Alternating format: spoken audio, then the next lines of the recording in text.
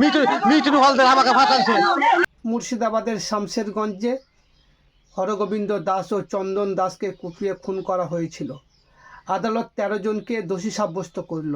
তারা কি বলছেন শুনুন। ষড়যন্ত্র করে পুলিশে ফাঁসানো হয়েছে, এই রাজ্য সরকার আমাদেরকে ফাঁসাচ্ছে। টিএমসি রায় পতন চাই আমরা।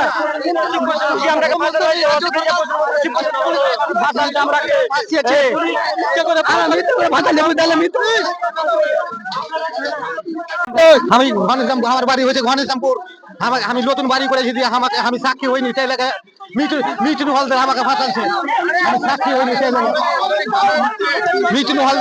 মিঠুন হলদার আমাকে ফাঁসাচ্ছে। আর নতুন বাড়ি আমার নাম জানি না।